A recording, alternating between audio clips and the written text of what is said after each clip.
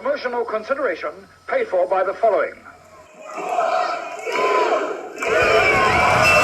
is awesome! This is awesome! Hello, welcome to Cheap Shot Entertainment.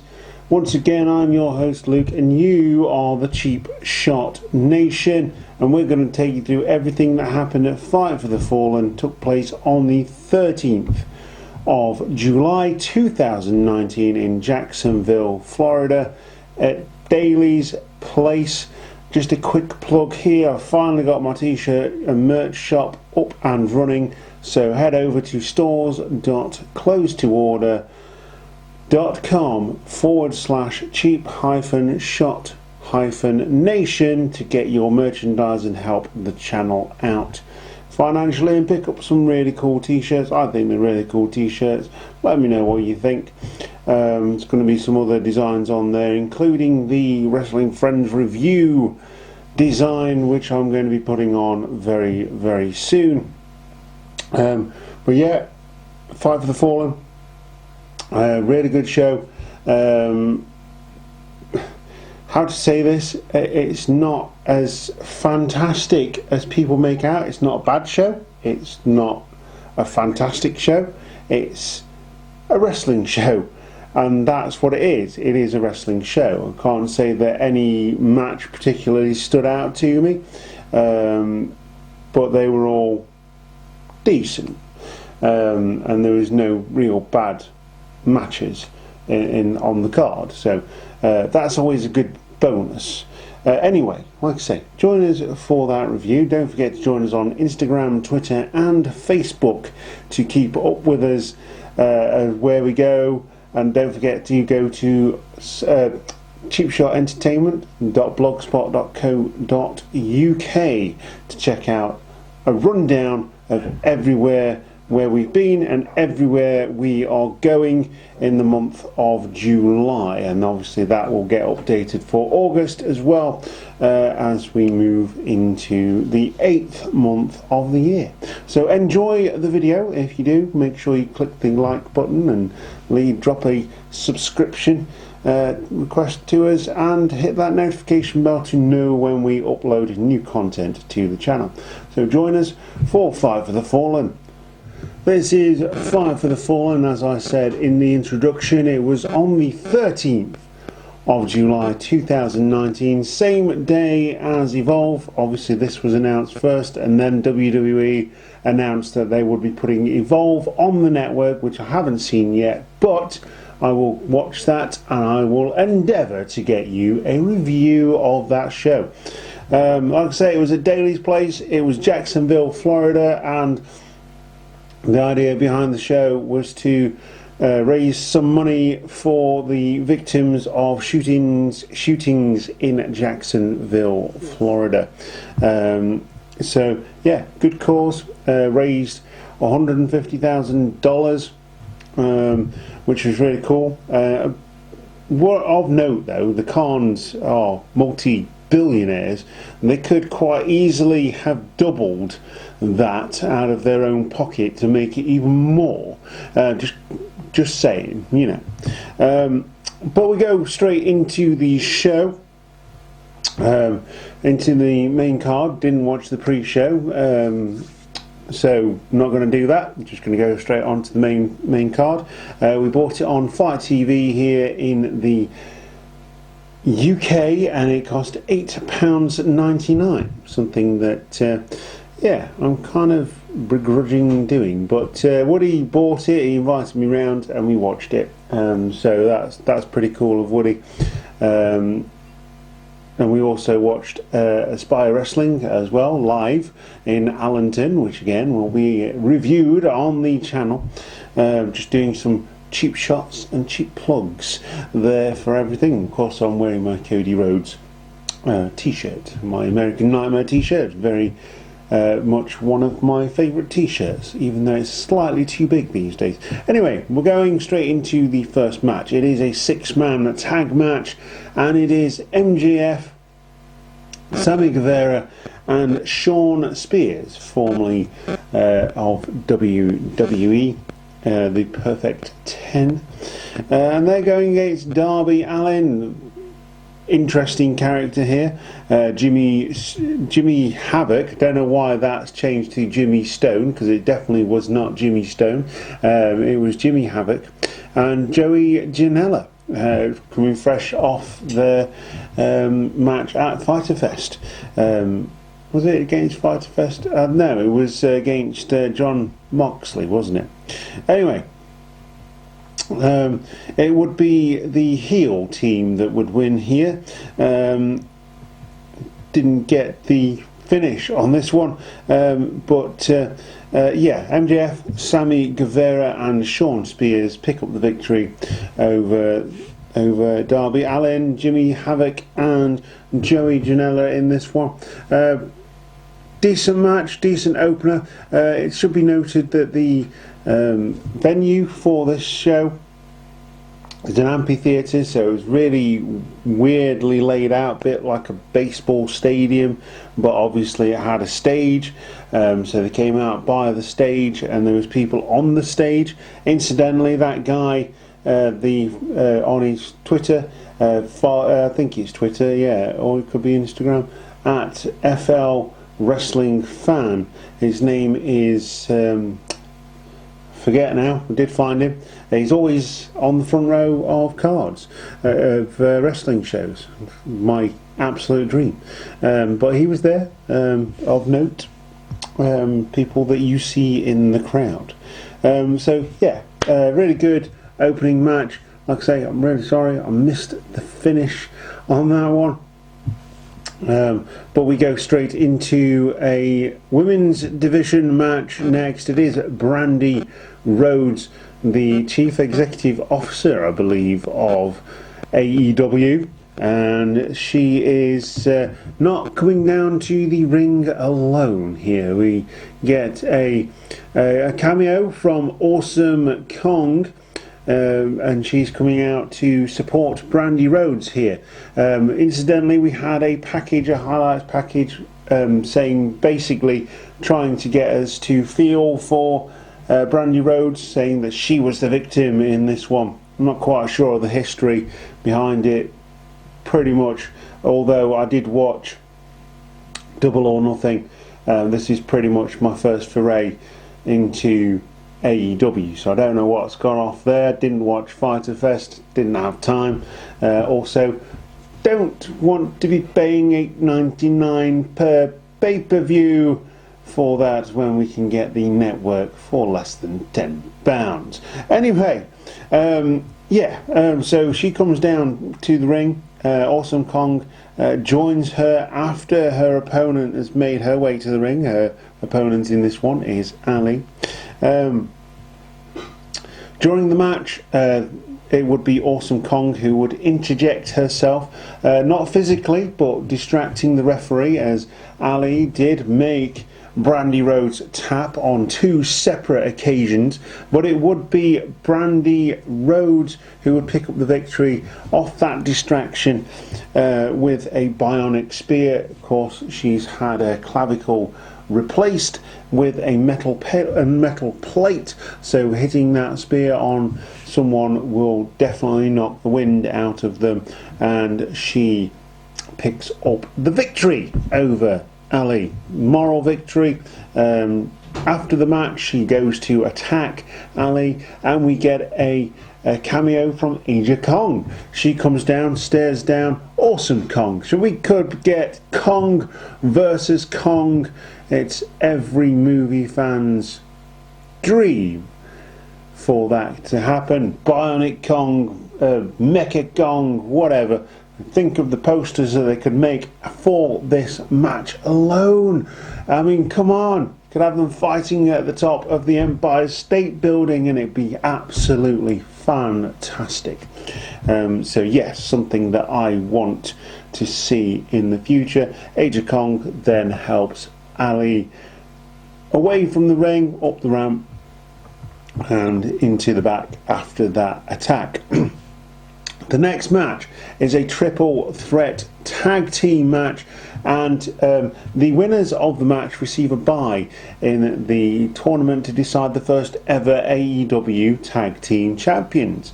We have the Dark Order, and they're against Angelico and Jack Evans. You'll know them from the previous shows, and also they are very much bright in their clothing attire, and they are going against one of my favourite tag teams now, a boy and his dinosaur. That is Jungle Boy and Luchasaurus. Luchasaurus is just a beast. His mask is awesome as well. But yeah, this match was the standout for me.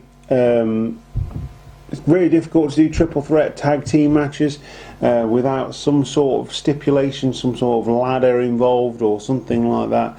But these three teams really put it all on the line. The referee was quite lenient in letting the rules go. There was fighting on the outside, there was fighting on the inside, lots of double teaming. It looked like Luchasaurus and Jungle Boy were going to get the victory. But ultimately that was stopped by a gory bomb faceplant known as collectively as the fatality from the Dark Order. The Dark Order, of course, came out to the ring with their creepers.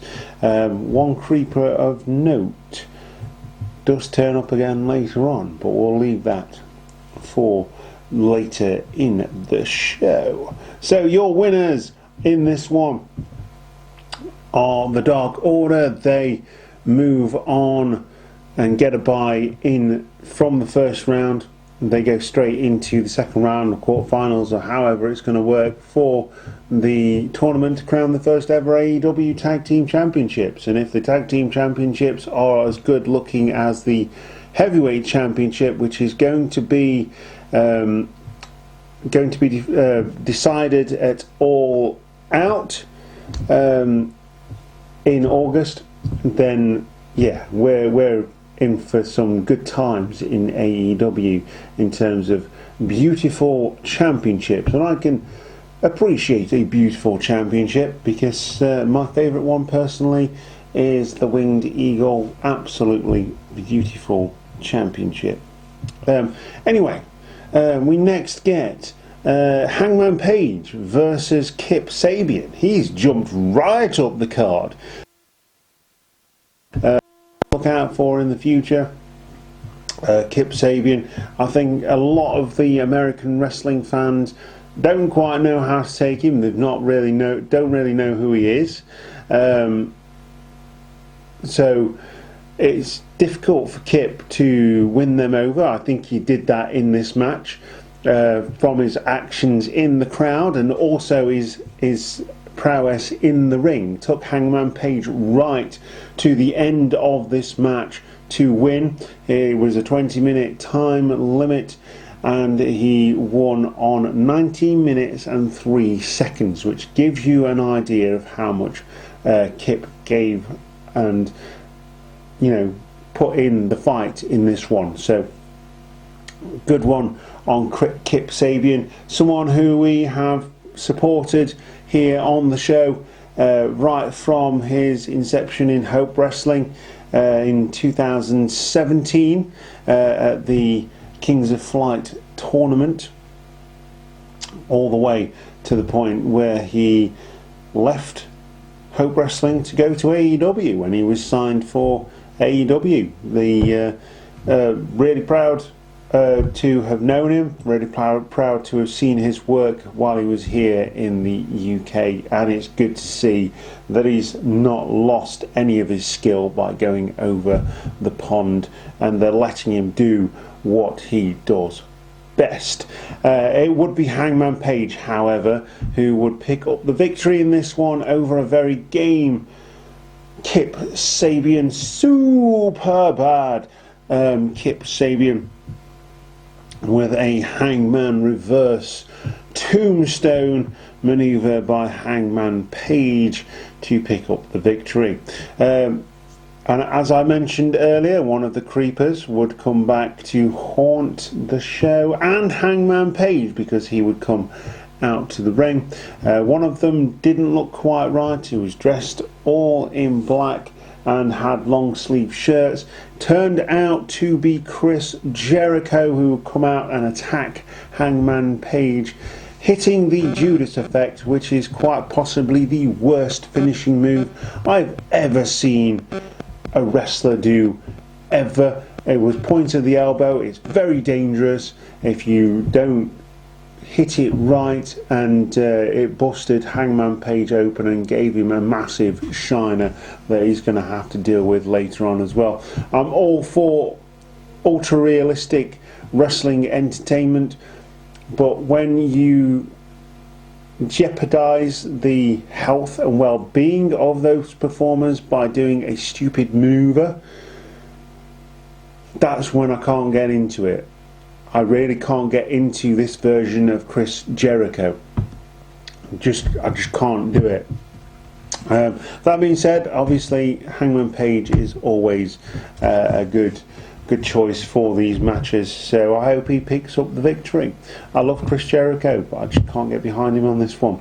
When you consider all the great finishing maneuvers, he's the man of 1,004 holds, and he comes out with a Judas effect as his finisher. Just doesn't cut it with me. But yeah, he attacks Hangman Page and leaves him lying in a pool of his own blood in the middle of the ring, as referees and the locker room spill out to separate the two, get Jericho off of Hangman Page, basically. So yeah, after that we get the Lucha Brothers, another tag team match. Teddy Long is smiling from ear to ear with all these tag team matches that we're going to be going through, all in the space of a weekend. The Lucha Brothers, brilliant tag team, really enjoy the Lucha Brothers work, versus SoCal Uncensored. So this is Frankie Kazarian and I can't remember the other guy's name, really sorry,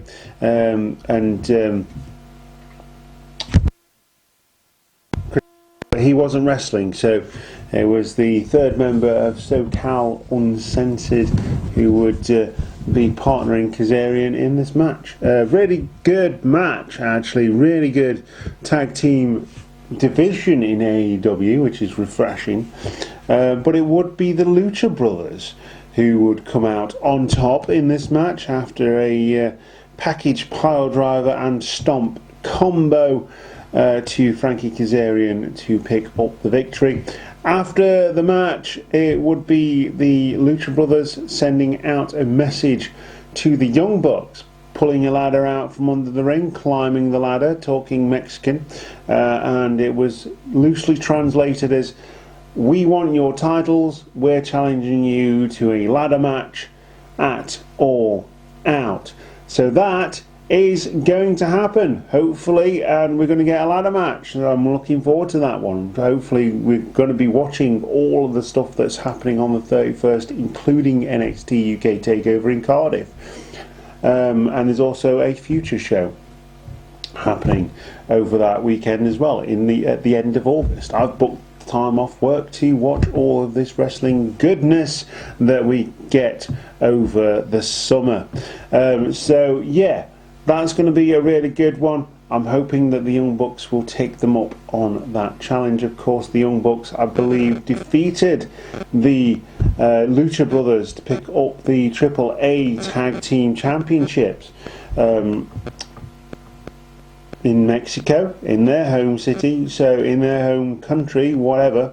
And now the Lucha Brothers want those titles back, and a measure of revenge for the loss of those titles. Anyway, we're going to go on to the next match now. It is Chima versus Kenny Omega.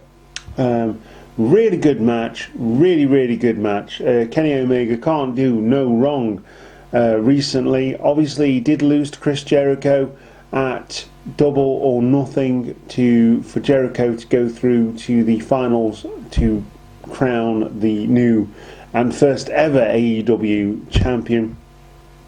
But Kenny would pick up his first victory in AEW in this match after lots of flying everywhere, some more dangerous maneuvers on announce tables and timekeeper tables and things like that. Kenny did look like he was genuinely hurt after having knees dropped on him whilst lying on a very small table. But yeah, it would be Kenny Omega who would hit the one-winged angel for the victory in this one. Very game Chima here, or Chima, or whatever his name is. I don't know if I'm saying that right. I'm really sorry. Internet fanboys, come at me. Anyway, yeah, so that would be that. And then we would go on to our main event. Something of note, this main event went on for probably over half an hour. Could have given a bit more time to other matches. It was very self-serving, this. Obviously the Elite are in it. It's the Young Bucks, the best tag team in the world at this point in time. I would not dispute that. And obviously Cody Rhodes and Goldust form the other team to go against this one. I mean, this is a fantastic match. There was a lot of stuff in it that probably didn't need to happen. There was a lot of time wasting, but it would be the Young Bucks, and I wouldn't have put money on this based on the fact that Goldust or Dustin Rhodes hasn't picked up a victory in AEW after that massive signing and the hype behind it, coming straight from WWE to AEW. He hasn't picked up a victory yet. It's definitely his farewell run. The Young Bucks, after the victory, after they hit the compact assisted pile driver on Cody Rhodes, do say that Cody and Goldust or Dustin Rhodes are one of the best tag teams they've ever gone against. Obviously, like I say, it's all self-serving, isn't it? Having little digs at the other big company, but then they come down with the check of the £150,000 for the victims of shooting in Jacksonville, Florida. So you can't complain at that. It was a decent show. It was a wrestling show. There was nothing particularly special about it that I can pick out. The triple threat tag team match was fantastic. No matches really were really bad, but at the same time the hype around this show was way beyond what it deserved in terms of a review. So I'm going to go middle of the card on this one. I'm going to say it's a 3 out of 5 stars. It was decent. It was solid. There were some dangerous spots that were done, and I think they need to check those at the door, because we do not want any injuries to anybody in any wrestling promotion whatsoever, and I don't want to be a part of seeing those, having paid $8.99 for the privilege. That being said, obviously it was Woody that paid for that, and I'm grateful for that. So you can follow him on Instagram at Woody 2610, I think he is, because he's got the same birthday as Zuzzy Z. So follow him on Instagram. Big gamer. Hopefully he's going to be a contributor to the blog spot as well. He's going to do the gaming stuff for us. So yeah, that's going to be a good one. But yeah, middle of the road here. 3 out of 5 stars. Solid. Nothing spectacular, but very, very watchable. And so there you have it.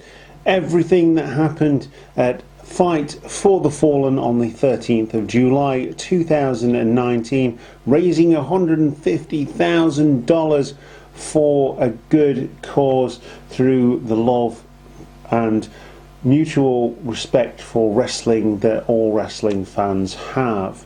So yeah, that was really cool, really good show. Like I say, middle of the road, 3 out of 5 stars for me. I believe the hype is bigger than what they're producing at the moment. I will reserve judgment until they start doing their weekly shows, because at the moment they're putting on a lot of good wrestling, but there's no real storylines. And I always say that wrestling is entertainment, so you need those storylines. It is just a sweaty version of an episode of EastEnders. You've got to tell those stories in order to keep people interested. That being said, do obviously appreciate some really good athletic wrestling and safe athletic wrestling, professional wrestling that is, here on Cheap Shot Entertainment. Anyway, you can go over to the store, that is stores.closeto.com/cheap-shot-nation to pick up your merch over there. I think reasonably priced. I couldn't go any lower, unfortunately, because then not a lot of it comes back to us in terms of commission for picking up those sales. So if you want to get yourself a Cheap Shot Entertainment shirt, there are a couple of different designs on there at the moment, and there'll be more going up, including the classic design hat, which I'm quite proud of. Anyway, can join us on Instagram, Twitter and Facebook. Don't forget the blog spot at cheapshotentertainment.blogspot.co.uk. You can see everywhere where we're going this month, and obviously we'll update that for August as well. Go and check out the Hat Trick Heroes Facebook page as well. We're raising money for charity through our love of professional football, that is soccer if you're in the USA, football in England, because we play it with our feet and we don't throw an egg-shaped ball. Through our love of the beautiful game, we're putting 50p in a pot for every goal that we see live in any game that we go to, and we're going to donate that money to charity, to this season's nominated charity, which is Movember, raising money and for them to help raise awareness of men's mental health issues and obviously fight male cancers. Cracking charity, great cause, and really proud that we're going to be helping that cause out this season in football. So that is all the plugging that I can possibly do for now on Cheap Shot Entertainment. Make sure you click the subscribe button, like the video, and share us with your friends. And don't forget to ring that notification bell for us to let you know when we bring out new content to the channel. It's coming out all the time. I'm really proud of this channel so far. Over 200 subscribers. Join us on the Cheap Shot Entertainment YouTube. You are the Cheap Shot Nation. I am your host, Luke, and we'll see you next time. Goodbye.